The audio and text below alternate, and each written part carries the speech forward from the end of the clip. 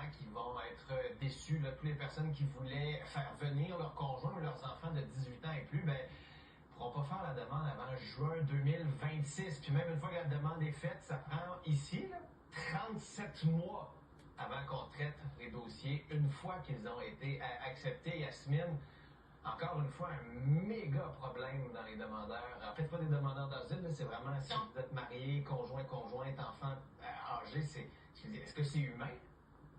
En fait, non, c'est inhumain et je veux juste expliquer la différence entre les réfugiés que l'on reçoit, les demandeurs d'asile et les personnes parrainées. Les personnes parrainées n'ont même pas le droit de demander des demandes d'aide à l'aide sociale, par exemple, pendant une période de 10 ans parce qu'ils sont parrainés. Il y a un engagement financier de la part du parrain de leur apporter soutien là, financier et assurer leur survivance ici au Québec. Donc, c'est inhumain. Alors, on peut parrainer parents, on peut parrainer grands-parents, on peut parrainer enfants de bas de 18 ans, mais conjoint-conjointe, ben, il faut au moins, là, si on dépose notre demande au mois de juin prochain, 36 mois. Donc, c'est quoi? 4 ans d'attente pour un conjoint-conjointe?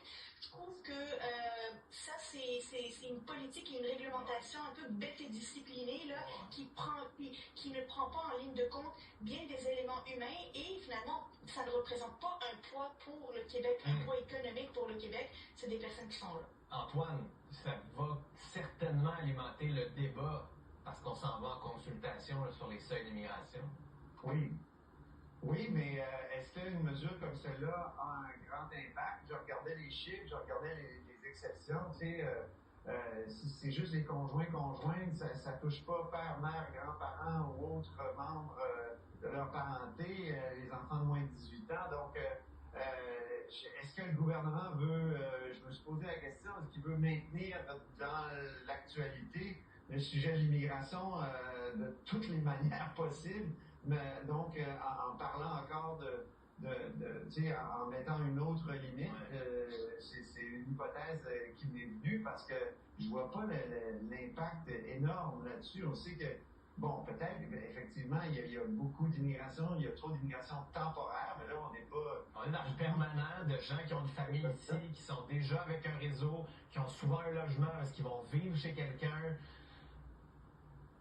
Donc, on touche pas au cœur, il me semble, au cœur du problème. Yasmine, tu viens de nous envoyer, écoute, je suis sans voix pour faire un très mauvais jeu de mots, la SAQ, ça va très bien à la